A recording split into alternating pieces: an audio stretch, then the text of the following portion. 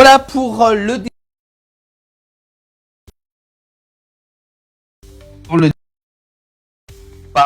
tout et également aussi de sport dans cette émission. Et pour justement nous accompagner, nous avons notre expert du sport, de la glisse surtout, et on parle des sports de montagne durant cette émission. Régulièrement, on fait un point sur les derniers résultats de la glisse à travers les pays de Savoie.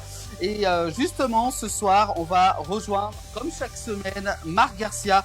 Et il est du côté de Megève, hein, si je ne me trompe pas. Marc, bonsoir.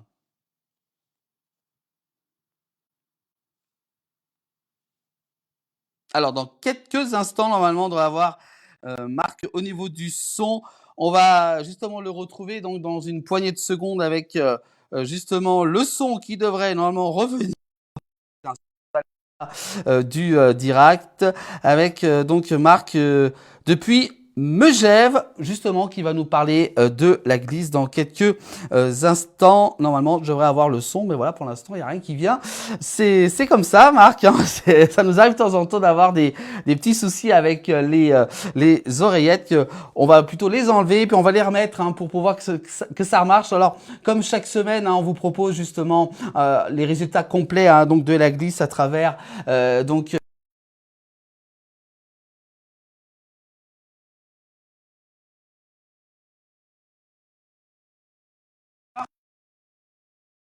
Marc, dans quelques instants, bah voilà, Marc est parti carrément. Hein. C'est voilà, c'est peut-être lui qui a un petit souci. Alors peut-être Marc, on va essayer donc de le retrouver dans quelques instants depuis Megève. Vous pouvez donc poser toutes vos questions à Marc. N'hésitez pas à lui poser toutes vos questions en direct avec Marc justement qui répondra à toutes vos questions depuis Megève. Marc, est-ce qu'il est avec nous? Bonsoir, Johan.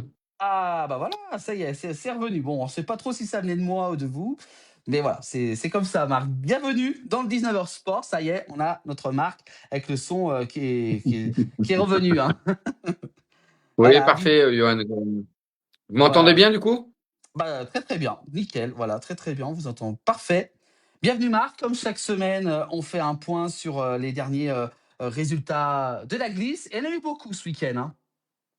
Ouf, il y en a eu, je crois, 5 pendant le week-end et encore un slalom géant femme aujourd'hui, à Kronplatz. Donc oui, un week-end bien chargé, Johan. Alors, Alors, un bon. malheureusement, on n'a pas eu les interviews retour de nos athlètes français, mais c'est pas grave. On a un tableau sur les Voilà. résultats qu'il y a eu sur le. Alors, dites-moi, on commence Bah, allez, on commence logiquement par. justement cette Coupe du Monde de ski alpin hein, qui s'est déroulée ce week-end. On commence justement par les tout premiers résultats. Voilà, c'est plutôt ça. Avec cette fois-ci, on va parler du super homme, Marc. Oui, du super géant homme qui avait lieu à Wengen, dans cette magnifique station de Wengen. Oui, un monde à des nombres de spectateurs incroyables. Et encore une fois, c'est une piste qui est à l'origine essentiellement une piste de descente, puisqu'il aura lieu le lendemain, mais ils font maintenant un super géant. Donc c'est l'Italien, Franzoni, qui a gagné, ce petit jeune, pour le rappeler, qui s'est remis non sans mal du décès de son ami, vous savez, l'Italien qui est décédé à l'automne dernier, fin d'été, début d'automne, qui est décédé en hémisphère sud. Bah, c'était son ami de chambre. Donc il a eu du mal à s'en remettre et avec tout ça, il est parmi les meilleurs. Et là, le Super Jean, il l'a gagné parce qu'en plus, il partait avec le Dossard 1. Et Mmh. le paradoxe, c'est qu'on n'a pas eu souvent de, de coureurs qui ont gagné avec un Dossard 1 en super géant. Alors en descente, c'est différent parce que vous avez des entraînements, alors que le super géant, c'est vraiment une épreuve de vitesse, et vous faites une reconnaissance le matin, et c'est tout. Donc vraiment, c'est particulier. En général, le Dossard 1, bon, alors les conditions de neige elles peuvent être meilleures que pour d'autres, mais le Dossard 1, tout le monde regarde la télé, regarde les passages délicats, vous savez, les choses compliquées à aborder, et puis finalement, il a tiré, il a, il a, il a maîtrisé cette piste, ce super géant. Bravo à lui. Avec, là, vous avez le résultat hein, en table à Voilà. côté. Là, vous avez évidemment les Suisses qui sont là, Oui, beaucoup les Babinski Suisses. et Hein. Mmh. Autrichien, pardon, Babinski. Et puis encore une fois, hein, Nils Alain qui fait une belle une belle 10e place. Alors vous dites, Voilà. on se contente d'une 10e place, oui, mais le niveau est tellement serré. Donc Mm. Niels est toujours là, est toujours en tout cas dans les 15.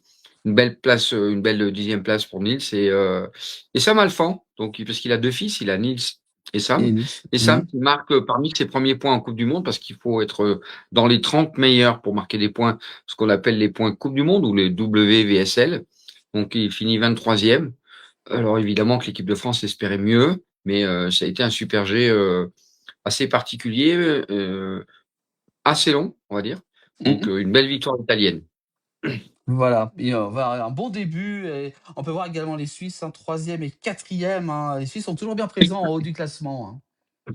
Ah ben, les Suisses, il y a quand même une armada dans toutes les disciplines, avec le leader qu'on retrouve là à la 4e place, Marco Odermatt, qu'on attendait comme vainqueur. Il a fait, et même si c'est, on va dire, le meilleur skieur du monde, eh ben, il n'est pas exempt de faire des fautes ou faire des choix de matériel. Il finit 4e et il ne peut que s'incliner sur l'excellente performance, ce magnifique résultat de Franzoli, l'Italien, oui. Voilà. On va continuer, Marc, avec encore d'autres tableaux. Cette fois-ci, on va parler de la descente homme, cette fois-ci, avec les Exactement. Suisses La en descente. tête. Ensuite, en tête, la descente homme qui avait lieu le lendemain, donc le samedi. Alors, descente pour le coup raccourci. Je vous l'avais dit l'autre jour, c'est une descente très longue. En général, c'est aux alentours de 15, de 20. Et là, vous avez les chronos, 1 minute 33. Ça fait Ouais. vraiment une descente très courte. C'est-à-dire qu'il y avait beaucoup de vent en haut. Donc, ils ont décidé de descendre le départ. Et puis du Ah. coup, bah, Odermatt légitimement s'impose devant devant Krischmaier, Mm. l'Autrichien, qui fait partie aussi des potentiels vainqueurs, et Franzoni qui revient, qui aussi 3e. fait un podium troisième. Et puis Von Allen, vous avez vu l'armada suisse, les Italiens Mm. derrière, hein, parce que Mm. derrière il y en a quand même une bonne tartine d'Italiens. Mm. Mais on a aussi nos Français, hein, vous avez le Mm. résultat là, Nice qui fait une très très belle 9e place de Un nouveau. 9e. Mm. Musaton, qui fait, je pense, l'une des meilleures perfs depuis ce début de saison, hein, une très belle 11e 11e. place. Mm. Voilà, je pense qu'il valide un billet pour les Jeux Olympiques, je pense, avec ce résultat-là. On va attendre qu'il se bulle le week-end prochain. Voilà pour cette descente qu'on espérait vraiment. Ça s'appelle le Lauberhorn.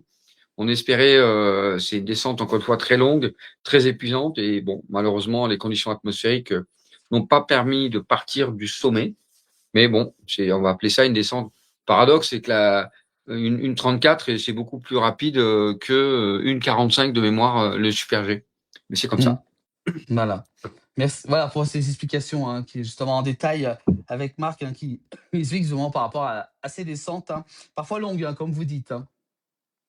Très longue, très longue, très Ouais. longue. Mais là, bon, il y a pas eu de blessés, tout s'est relativement bien passé. En général, quand on est dans des épreuves comme ça de vitesse, les comités de course qu'on appelle quand les entraîneurs se réunissent le soir pour délibérer, on va avoir le programme du lendemain. Quand dans des compétitions de vitesse, quand il n'y a pas de blessés, tout le monde est rassuré, tout le monde est content de la journée.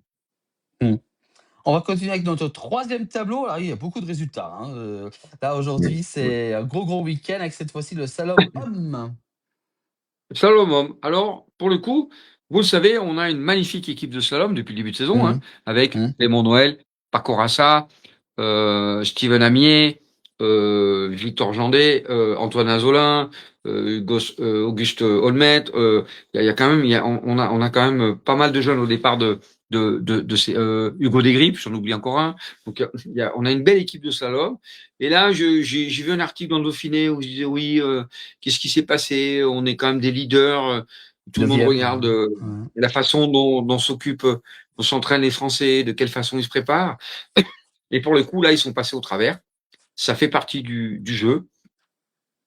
Ce qu'on peut quand même noter, c'est qu'en dehors de Pinheiro qui court aujourd'hui pour le Brésil, il faut quand même pas oublier Mm. qu'il a couru pendant toute sa jeune carrière pour la Norvège. Et là, on va quasiment dire entre nous qu'ils ont fait un triplé norvégien, quoi. Donc, Mm. et puis derrière, vous avez encore Hogan qui est cinquième. Donc une équipe norvégienne assez solide, très solide en slalom, je dirais. Elle fait partie des concurrentes les plus près de nos Français. Bon, Clément, qui Et fait une 9e, neuvième ouais. place. Je pense On peut voir qu'il là, n'a ouais. pas de raison d'être satisfait de lui-même, le connaissant. Totor, bah, qui valide encore une place dans les 15. Mhm. Donc, donc c'est plutôt bien. Alors, bon, bah, Steven, Paco, qui portait le dossard rouge, c'est-à-dire le dossard leader de la Coupe du Monde, et qui partait pour, je pense, pour la première fois dans les 7 meilleurs, parce que vous avez un tirage au sort de 1 à 7. Et Mhm. après, vous avez de 7 à 15 en slalom spécial, dans les épreuves techniques. Et donc, il partait pour une fois entre 1 et 7, et avec le dossard rouge. Bon, ça n'a pas marché pour lui, mais il n'y a pas de raison d'enterrer cette équipe de France qui est tout simplement un jour sans. Ça peut arriver à tout le monde. Oui, comme vous Il y dites. a pas péril, Mhm. il y a pas péril en la demeure, je vous rassure. Mhm. Et je voudrais aussi Voilà. rassurer les auditeurs. Voilà. Voilà. Oui, ça arrive à tout le monde, hein, d'avoir des jours avec, des jours sans, comme vous dites, c'est vrai. Même nous, hein, des fois, ça arrive. On va continuer, Marc, avec cette fois-ci un autre tableau. Cette fois-ci, c'est pour mesdames, la descente dames. Oui, alors ils étaient à Tarvisio, qui se trouve au fin fond de l'Italie, là-bas, pas très très loin de Kranjska, la Mhm. frontière en Slovénie. Tarvisio, moi j'ai la chance de courir il y a très très longtemps. Alors deux épreuves de vitesse qui étaient vraiment, bon, j'ai presque dire difficiles à suivre parce que c'était quasiment tout plat tout le long. Donc Mhm. beaucoup à la glisse, des courbes à grande vitesse. Et là, ben pour le coup, ben chez elle. Des Lagos, bah, elle gagne chez elle. Première. Mhm. Je pense que c'est évidemment toujours bien de gagner chez soi. C'est une vérité absolue. Von, Lindsey Vonn qui a fait son retour en victoire cette année, ben Lindsey qui est encore sur le podium Troisième. Mhm. pour le coup, troisième. L'Allemande qui fait aussi une belle deuxième place. Alors j'avais noté, il me semble que Roman Mhm. qui fait une 17e place en Super G. Alors Mhm. moi, j'avais toujours tendance depuis le début de saison je pensais qu'elle était meilleure en Super G qu'en descente. Et en fait, on s'est rendu compte que, bah là, depuis le début de saison, elle arrive à bien performer en descente. On verra, puisque sur le deuxième tableau, elle finit quatrième. Donc, une 17e place. Bon, voilà. Elle mérite mieux. En tout cas, son niveau de ski technique lui permettrait d'être largement dans les 10, si ce n'est pas dans les 5. Bon, Mhm. c'est des réglages, encore une fois, hein. Là, sur ce style de compétition-là, c'est, il y en a pas eu beaucoup chez les filles, hein. Encore une Mhm. fois, sur des parties très plates, très longues, bon, c'est assez compliqué. La science de la glisse et ceux qui sont nés glisseurs, Mhm. ça, c'est intrinsèque. Voilà, c'est pas facile de travailler la glisse, mais ceux qui ont ce sens-là, eh ben, on va plus ou moins appeler, c'est inné, quand on parle de glisseur. Mhm. Quels que soient les hommes ou les garçons, enfin, les hommes ou les femmes, pardon. Je les femmes, ouais. D'accord. On va avoir également un autre tableau. Cette fois-ci, c'est le super géant de Tarvisio Femmes. Alors là, non, du coup, je pense que là, on passe sur la descente, si Ah, je me la trompe pas. On descente. vous avait inversé. On a présenté le Voilà. Super G d'abord Géant Femmes. et la Voilà. descente avec encore une fois, ben, podium de, comment il s'appelle, je me trompe, de Von, Emma Asher. Qu'est-ce que vous voulez que je vous dise, Emma Asher Premier. qui gagne. Alors attendez, j'ai presque même un doute. Alors vous m'avez dit Super G descente, ça se trouve, j'ai peut-être inversé. Autant pour moi. Alors, voilà. Euh, autant pour moi, parce qu'en général, les décals est plutôt super géantiste et Emma Hacher, c'est l'une des seules filles aujourd'hui en Coupe du Monde qui fait toutes les disciplines, qui fait le slalom Ah. spécial, le slalom géant, le super géant et la descente. Donc là, depuis le début de saison, j'en parlais avec un ami tout à l'heure sur les pistes de ski, en tout cas, et je disais mais c'est incroyable le calendrier de la FIS pour les filles. Wow, quelle Costaud. densité! Mm. Elles n'arrêtent pas quasiment pas. Elles ont très peu de temps entre chaque compétition. Entre les épreuves, ce qu'on appelle Mm. techniques, somme spécial, somme géant, mais les épreuves de vitesse, super géant, descente, en tout cas pour Emma Hacher, l'allemande, qui pourrait gagner dans toutes les disciplines, ou en tout cas être sur le podium, ça demande une gestion très très particulière de pouvoir faire toutes les épreuves. Mm. Pas évident. Et comment elles font pour récupérer, justement, vu que ça enchaîne très vite? Ça c'est toujours pareil. C'est la façon dont vous voyagez, la façon dont vous essayez de récupérer avec votre staff. Et puis surtout, la logistique du matériel. Parce que là, vous passez Mmh. une épreuve de slalom, paf, 3 jours après ou 2 jours après, vous attaquez avec les longs skis, de descente, de super géant, et ensuite vous revenez avec des skis géants. Après là, ils vont partir en Slovaquie en géant slalom. La logistique du matériel pour ce type de compétiteur ou compétitrice, c'est très compliqué. Parce que je vous raconte pas, je pense qu'elle elle doit avoir à peu près pratiquement 60 à 70 paires de skis au total, pour Mmh. tout vous dire. Donc il y a un Ah camion oui. qui est destiné à un technicien pour elle, les formes de bâton aussi en fonction des disciplines, les chaussures de ski qui ne sont Oui. pas des mêmes portées et des mêmes inclinaisons sur la vitesse, tout comme les épreuves techniques. Ça demande une logistique incroyable. Vous savez, c'est comme un peu le Tour de France en vélo, hein. La Oui, oui. logistique vous avez beau avoir les meilleurs fantassins de la planète, Mmh. c'est la logistique qui fait la différence. Et vous avez raison. C'est de trouver, euh, comment on appelle ça, la stratégie pour Pour, permettre à cet athlète-là, spécifiquement, de pouvoir faire toutes ces disciplines avec une meilleure récupération possible et afin d'éviter ben, les accidents. ouais, et puis les blessures qui peuvent être des fois importants, hein, Marc, hein. Ouais, ouais, surtout avec les épreuves de vitesse, oui. Mmh. Voilà. Et grande courageuse, comme on dit, hein, voilà. On va continuer avec Oui, le dernier tableau, Marc. Donc on parle cette fois-ci du géant femme qui s'est déroulé aujourd'hui. exactement. Johan Kronplatz, donc ben, autrichienne, hein, qui fait alors première manche, c'était Sarah Hector de mémoire qui avait gagné la première manche. Géant très compliqué Kronplatz. Alors on va tout de suite parler aux françaises. Dorian Escan ne se qualifie pas malheureusement pour la deuxième manche. Pardon, Clara Dires qui fait une belle 16e place à la première manche, Mmh. qui sort à la deuxième, bon, avec certainement beaucoup de tristesse. Elle a le niveau de ski. Bon, elle s'est pas passée aujourd'hui comme pour d'autres. En tout cas, un beau géant. Encore une fois, Camille Rast qui est sur le podium, mais surtout, rappelez-vous l'année dernière, fin de saison d'hiver, Federica Brignone s'explose complètement la jambe dans tous les Mmh. sens, plateau tibial, opération sur opération. Et on avait dit bon bah ça y est, la saison elle est pliée, la saison prochaine elle est pratiquement Ensuite. incertaine du fait qu'elle est Mmh. olympique. Et elle a fait son retour aujourd'hui, pour tout vous dire, fédé, et elle Mmh. finit septième. C'est quand même pas mal. Qu'est-ce que je dis sixième? Elle finit 6e, sixième. oui. Ouais, Donc 6e plutôt. Mmh. vous n'avez aucune notion parce que les souffrances qu'elle a eues, la rééducation que ça a nécessité, le travail physique, parce qu'il faut évidemment être au top physiquement.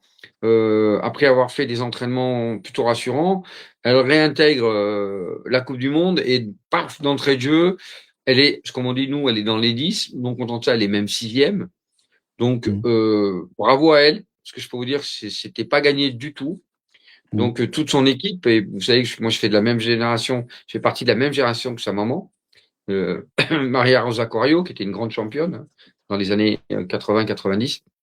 Et donc, une grande satisfaction et je suis très heureux pour elle parce que tout le monde l'attendait, hein, tous les athlètes, ouais, c'est le retour enfin de Brignone, mais avec ce qu'elle avait subi comme opération et Mmh. les dégâts qu'il y avait eu sur cette jambe, on ne pensait pas qu'elle pouvait être capable de revenir, je dirais, aussi rapidement et à ce niveau-là. Donc, bravo à Fédé qui a montré que une résilience, un travail hors norme psychologiquement et une volonté hors du commun. Voilà, bravo à elle et voilà, on espère qu'elle va encore, réaliser de beaux résultats, hein. 7e, c'est déjà pas mal pour une reprise, hein. Ouais, sixième, pardon, et en fait, 6e, pardon. elle a son ticket pour les Jeux Olympiques qui auront lieu chez elle, hein. Donc c'était globalement son objectif à Fédé. Premier objectif atteint, donc il va y avoir un autre géant en Slovaquie. Et Mmh. je pense qu'elle prendra le départ, afin de prendre des départs. Mais je pense que là, elle est, même si on sait, enfin moi je l'ai vu je l'ai vu à la télévision, Mmh. et donc elle en a comme on dit sous le pied. Et en ayant sous le pied, elle finit quand même sixième. Donc bravo encore à Fédé. Voilà, voilà pour ces résultats, qui se sont déroulés donc je vous rappelle le week-end dernier, hein, c'est ça Marc? On va Ouais. continuer avec cette fois-ci un tableau que vous m'avez envoyé Justement, c'était pour la Coupe du monde de ski alpin, hein, qui va continuer encore pour les Oui, prochains alors jours. c'est pas les qualifications que je vous ai envoyées, enfin les sélections, pardon. Oui, les sélections, pardon. Voilà, oui, c'est ça. Bon. Vous devez avoir les sélections de Kitzbühel. Vous avez Voilà. voilà, vous avez Kitzbühel et en même temps vous aviez en fait grande place aujourd'hui hein, avec Clara Direz et Dorian Escan sur le géant. Alors après ils vont enchaîner sur un géant en Tchéquie, en République tchèque, le 24 janvier. Donc, vous aurez évidemment Clara Direz et du nouveau Dorian Escan. Mmh. En dessous, vous avez, je vous laisse les citer parce que je vois pas sur l'écran, vous avez Slalom les dame, filles. Donc, en slalom Marion dame, vous avez qui? Marie Chevrier, allez-y. Chevrier, Marie Lamure, on a également Kaitin McFlan et Chiara Pogneux. Et Clara, Chiara Pogneux, voilà. Ouais, Carapono. Ouais, ouais, ça, c'est l'équipe des slalomeuses type. Voilà. Euh, je suis même Également, surpris parce que, oui, allez-y. oui, oui, il y a encore la suite également avec le super. Ah, cette fois-ci, là, c'est les hommes. Ouais, là c'est les. Alors les filles, elles seront en République tchèque, où on attendait le retour aussi de Petra Vlhova, la Tchèque qui s'est aussi sérieusement blessée et qui a quasiment pas fait les 2 saisons dernières et qui espère revenir pour les Jeux Olympiques. Donc en République tchèque, ils vont faire un géant et un slalom spécial. Vous avez la sélection française. Je pensais d'ailleurs qu'ils allaient mettre Dorian Escan parce elle est polyvalente, c'est-à-dire qu'elle est capable de faire les deux disciplines. Bon, apparemment ils l'ont pas retenue Il y a pour le une... slalom. Apparemment, il y Bon. a une place à définir. C'est marqué en bas. Donc, Bah, oui, alors la place à définir, peut-être ce sera Dorian ouais, ou voilà. quelqu'un d'autre, je sais pas du tout. Bon, voilà, Voilà. voilà pour les filles. Voilà pour les filles. Alors, pour les hommes, cette fois-ci, pour le Super G homme, qui se Ouais, il y déroulera a le le Super 23 G janvier. homme, voilà. Le Super G homme qui aura vraiment lieu vendredi. Samedi, ce sera la fameuse grande descente de Kitzbühel et le slalom de Kitzbühel qui aura lieu dimanche. Alors là, il y a du monde hein, au départ du Super G Oui, mais c'est ce que pour les j'allais Français. dire. Nice Allègre, Nice Alphand, hein, et ouais, de Nice, hein. Et, Sam Alphand également. Voilà, il y a quand même des grandes figures hein, qui vont. Ouais, Blaise également, Adrien Presquet. Ouais, il y a beaucoup de monde là quand même, hein, dès le ouais, ouais, début, ouais. bah d'ailleurs, là, pour le coup, il y a le Pyrénéen Adrien Fresquet qui revient après de Mmh, graves blessures. Bon, Blaise, il mmh, revient depuis l'année dernière. Vous avez le petit jeune de Serre Chevalier, Charles Ganel Senior, et vous avez Mathieu Bellé, le Niçois. Oui, mmh, en fait, qu'on appelle, ils ont les quotas pleins. Donc, pour le mmh. Super G, ils ont mis le quota plein. Voilà, voilà pour également aussi pour le 24 janvier aussi, avec la 24. Alors, descente 24, homme. je vous laisse parce que moi, je vois pas je suis Ah, en bas de mon écran, je vois pas. ouais, Nice Allègre, Nice Alphand, également Alban, Élisy. On a également Maxence, Musaillon et Adrien Exactement. Thio. Mais il y a encore 3 places à définir. Donc, il n'y a pas D'accord, encore ben tout. on verra. Ouais, d'accord. Pour la fameuse descente de Kitzbühel, où j'ai appris que Cyprien Sarrazin, évidemment, fait partie des invités d'honneur. Rappelez-vous qu'il avait fait un doublé historique. Et donc, il fait partie des invités d'honneur par l'organisation de Kitzbühel, Mhm. Mhm. légitimement. Donc, oui, et puis les champions, hein, ils ont un gros événement pratiquement un jour ou deux avant avec les gens de la Formule 1, et les stars du showbiz, Schwarzenegger, et j'en passe et des Ah meilleurs, oui. des acteurs de cinéma. Donc il y a Kitzbühel, c'est vraiment c'est la mecque du ski, hein, notamment de la Mhm. descente. Donc les grands champions, tous ceux qui ont gagné Kitzbühel sont invités. Alors je crois savoir que Jean-Claude, c'est pas tous les ans que Jean-Claude Killy se déplace pas non plus, mais Mhm. en tout cas oui. Alors, du monde, du beau monde. Kitzbühel, ouais, il y a du monde et en général pour la descente de Kitzbühel, pour vous donner un ordre de grandeur, il peut y avoir 100 000 spectateurs payants. Ah, quand même. Ah oui, ça rigole pas. Oui, ça Ouais. rigole pas. Non, non, ça rigole pas. Ah oui. Ça rigole pas. Et puis je pense que vous avez pour Kitzbühel, je Oui, pense un peu voilà. plus bas, je pense que vous Voilà. avez les slalomers, nos Voilà. slalomers. Steven Amier, Auguste, voilà, qui est juste à côté de moi, Antoine Azola, Hugo Describes, Clément Noël et Paco Rassa également. Voilà, et Totor, donc là, l'équipe, on va dire, l'équipe type de slalomers avec les leaders, mais aussi les jeunes derrière. Donc, ouais, alors, un slalom de Kitzbühel, c'est un slalom très particulier, vraiment très, très Mm. particulier, parce que la piste, elle est, il y a des mouvements de terrain énormes, c'est-à-dire avec des gros mouvements de terrain comme ça, je dirais dans l'axe de la pente, mais aussi de droite à gauche, avec beaucoup de dévers.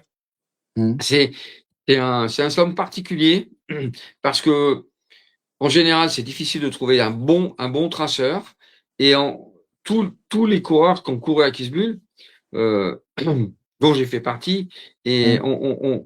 en fait, quand on court là-bas, on arrive en bas, on a l'impression d'avoir des sensations, ce qu'on appelle de merde, pour être clair, parce que le terrain est tellement particulier. On a vraiment, en général, même si on arrive à faire des bons chronos, on n'a pas toujours des bonnes sensations parce que le terrain est très particulier à Kitzbühel en slalom.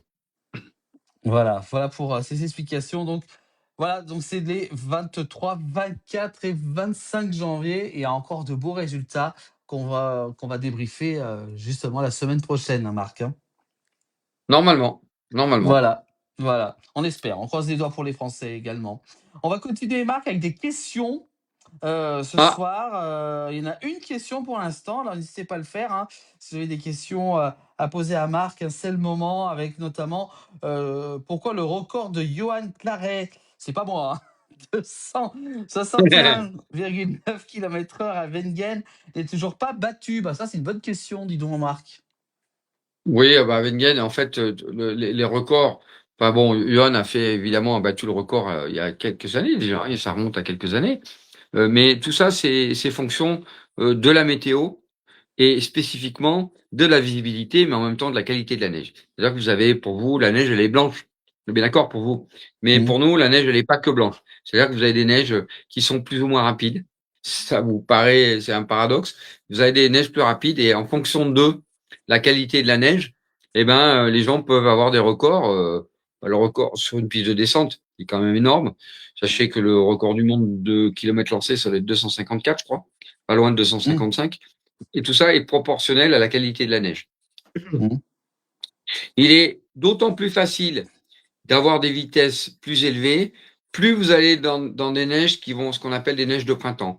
Plus vous allez être sur des neiges froides, ce qui est Mhm. en général le cas à Wengen ou Kitzbühel ou autre, mais bien qu'à Wengen il a fait très chaud. C'est-à-dire que si les neiges sont des neiges très froides, il est difficile de battre des records. Si les neiges deviennent un peu plus mouillées, vous voyez, ce qu'on appelle des neiges de printemps, il est plus facile de battre des records de vitesse. Et ça, seule la météo peut nous le bah, aider ou pas. Mais Et, ouais, il y a, c'est elle qui il y a décide. tellement, il y a tellement, Mhm. ouais, bien sûr, il y a tellement de facteurs.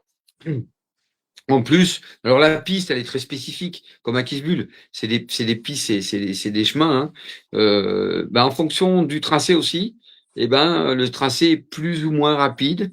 On va dire tracé dans l'axe, c'est ce qui peut favoriser peut-être de battre un record. Mais sincèrement, il l'a atteint et je suis pas sûr que ce soit réalisable aussi rapidement qu'on peut l'imaginer. Mmh. Voilà pour la réponse à cette question très intéressante de Bob Toussaint depuis YouTube. On va faire une parenthèse, on va quand même parler de biathlon. Ça vous dérange pas, Marc? Parce que justement, je voulais savoir par rapport au Absolument. résu ouais, par rapport à ce week-end, avec la coupe du monde du biathlon, avec une troisième place, justement pour Camille, Bennett, donc la Haute-Savoyarde qui a terminé quand même troisième. Un bon résultat. Oui, oui, oui. Ben, de toute façon, moi, je suis énormément tous les sports, mais aussi le biathlon, parce qu'il y a il y a un véritable suspense avec le tir. Mmh. Et je crois savoir, d'après ce que j'ai pu comprendre de nos consultants, et enfin des consultants sur l'équipe TV Eurosport, c'est que elle fait partie, je crois, des meilleurs.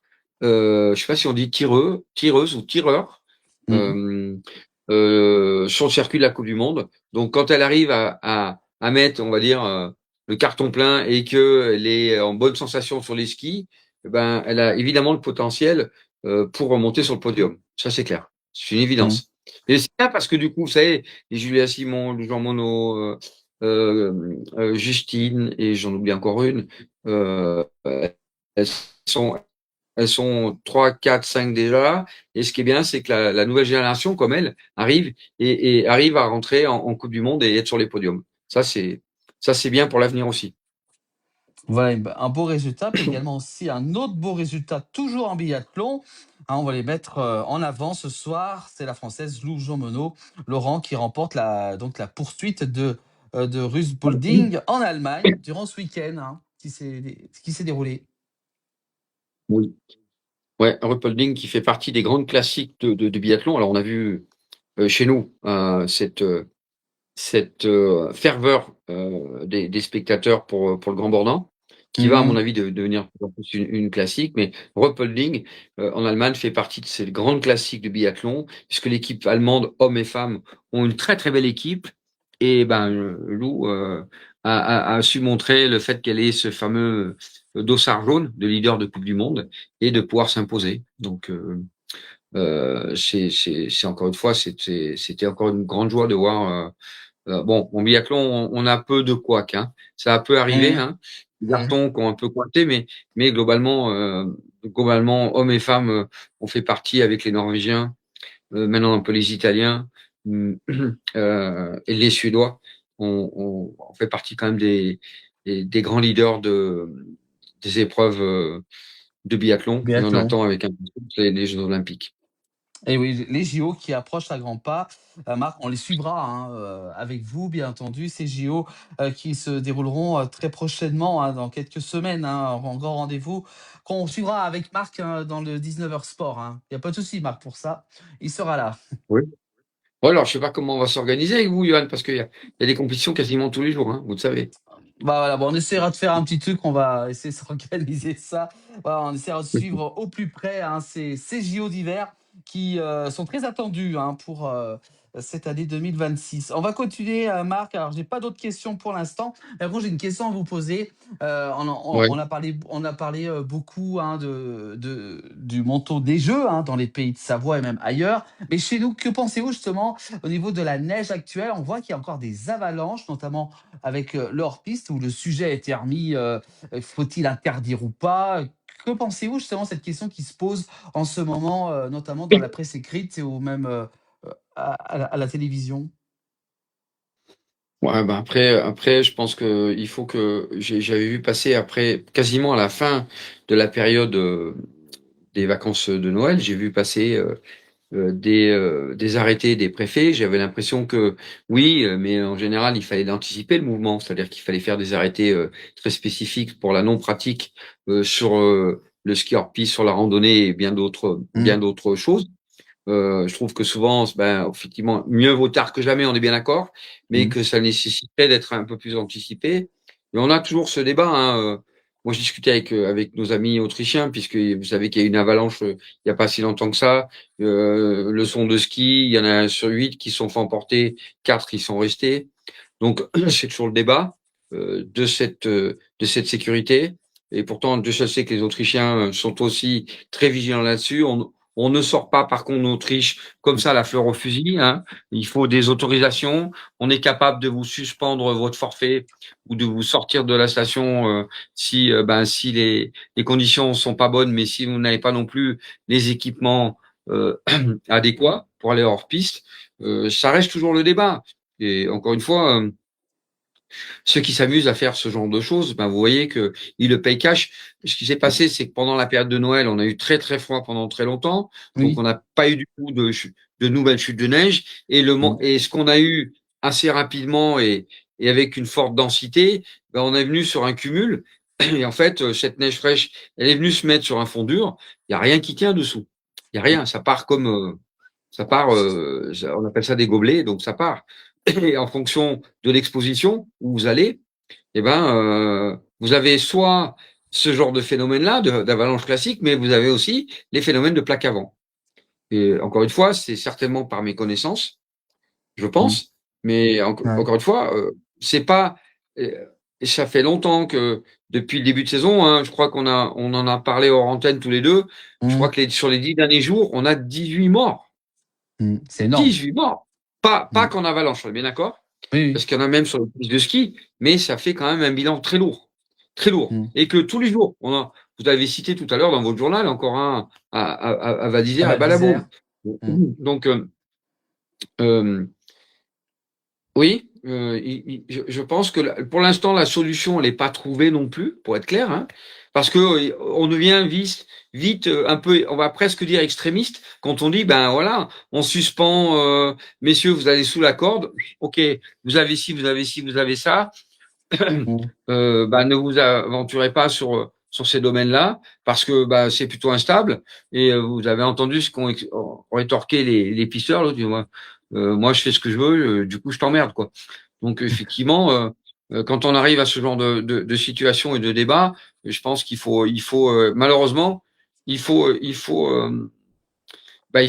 les gens payent, il faut que les gens, on leur suspende quelque chose parce que en dehors que les gens évidemment, bah, tristement décèdent, c'est que derrière ça engendre des frais. Hein, on sort des Mm. hélicoptères, il y a des gens, nous-mêmes, nous sommes appelés en renfort pour aller sonder pour les avalanches, donc on met aussi non pas une Mm. personne, mais bon nombre de personnes en danger avec d'abord les pilotes d'hélicoptères.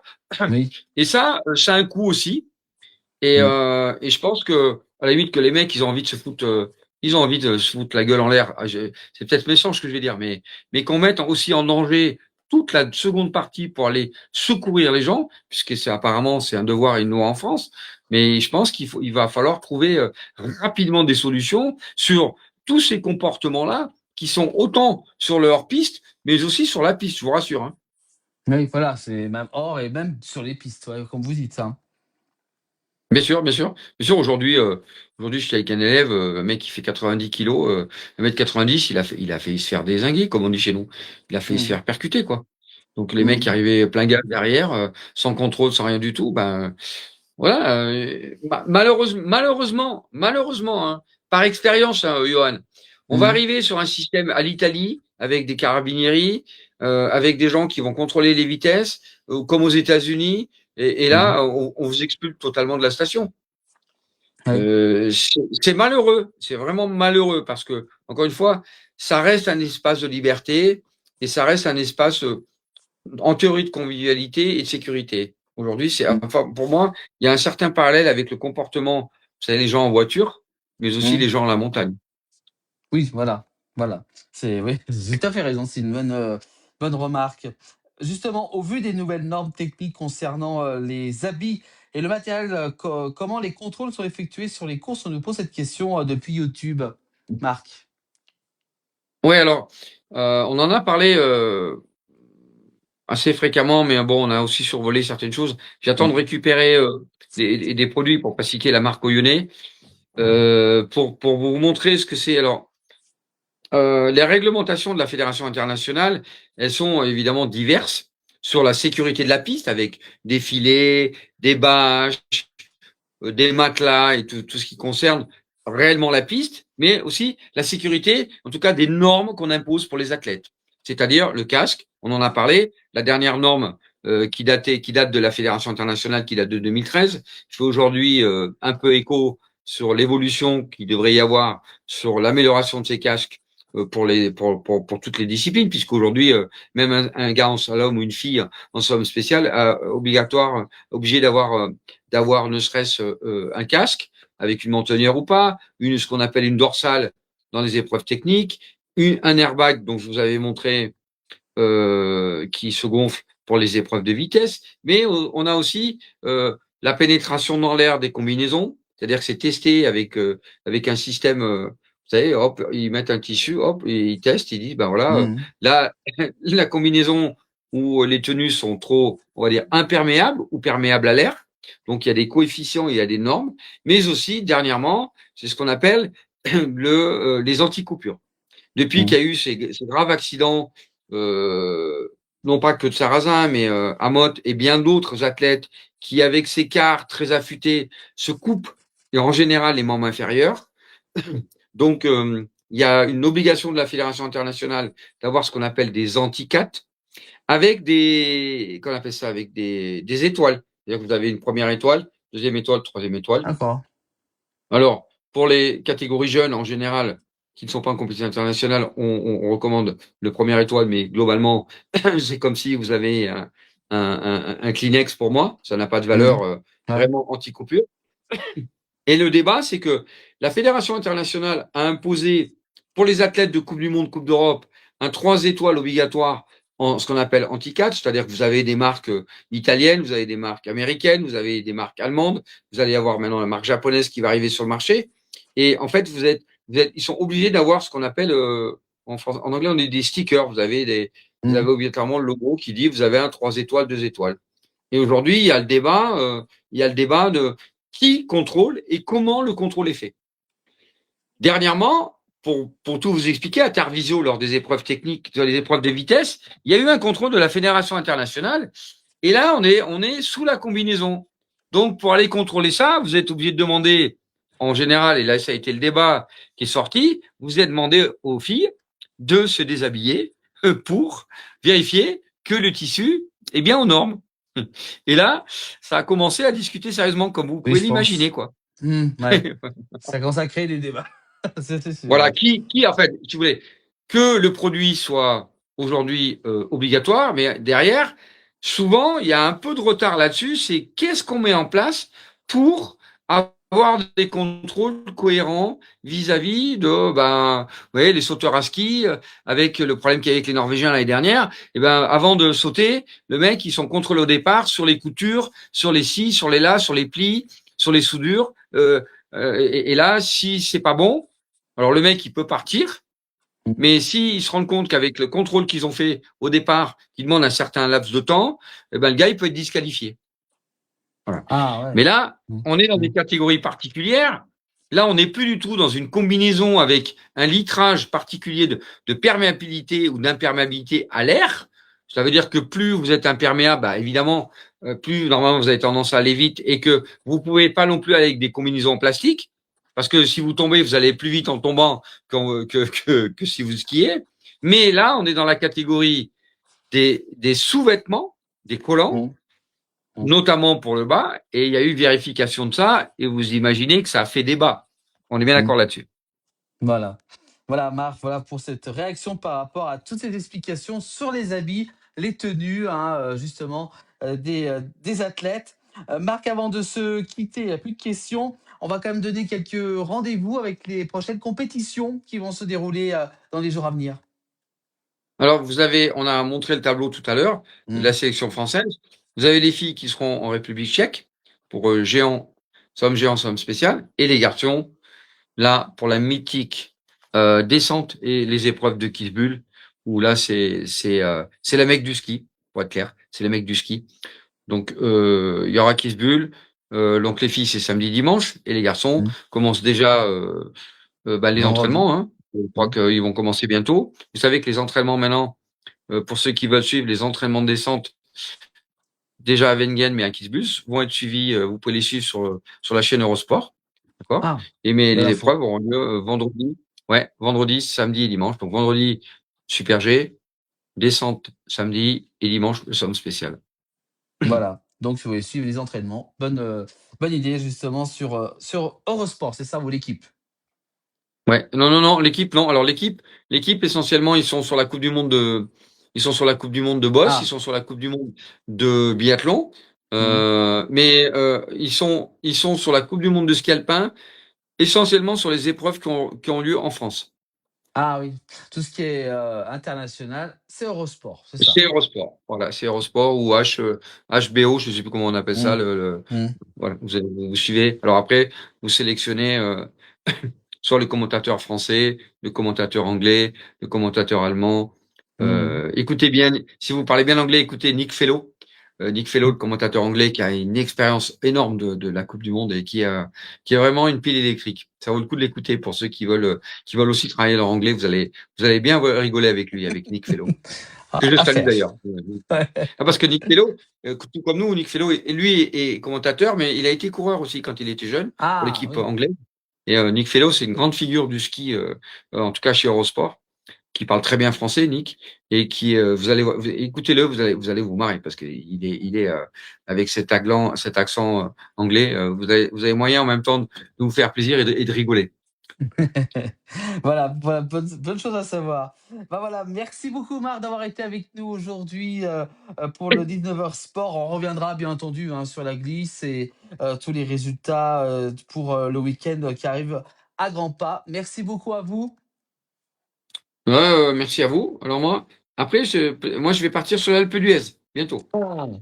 Bah voilà, on vous suivra, voilà, sur l'Alpe Je, d'Huez. je vais, je vais avec des journalistes japonais d'ailleurs, qui viennent pour faire un reportage pour des émissions de Mm. télé japonaises avec un grand champion japonais qui s'appelle Tetsuya Okabe, qui était un grand slalomer des années 90. Et donc, je suis invité avec eux, euh, comme vous le savez, légitimement. Donc, je vais passer quelques jours. Moi, j'ai grandi à l'Alpe d'Huez. Hein. Vous savez, mon papa, il Mm. avait une droguerie là-bas. Donc, je reviens Aux sources. un peu comme, voilà, aux sources, comme si j'étais le petit jeune premier, quoi. Voilà, à l'Alpe d'Huez, voilà, donc ben, on essaiera de vous suivre, hein, Marc, bien entendu, hein, 19h et toujours à vos côtés, hein, vous avez remarqué, hein. On vous suit un petit peu partout. Merci beaucoup, Marc, bonne soirée. Merci à vous, Johan. J'ai entendu dire tout à l'heure, vous avez dit, on rechausse les skis. Alors, il y a quelque chose qui en dit long. Ouais, Bon. ouais, on verra. C'est pas encore fait. On verra. Voilà. Merci beaucoup, Marc. Bonne soirée. Puis revenez quand vous voulez. La porte est ouverte pour le 19h Sport. On retrouvera Marc encore dans de prochaines éditions. Voilà. Merci à vous, Johan. Merci à tous et puis bonne soirée. Bonne soirée à vous, Marc. Merci d'avoir été avec nous. Voilà, le 19h Sport. Pour ceux qui viennent de nous rejoindre à 19h58, et ben, vous pouvez retrouver en replay donc justement cette émission dès demain sur toutes les plateformes de la place du village.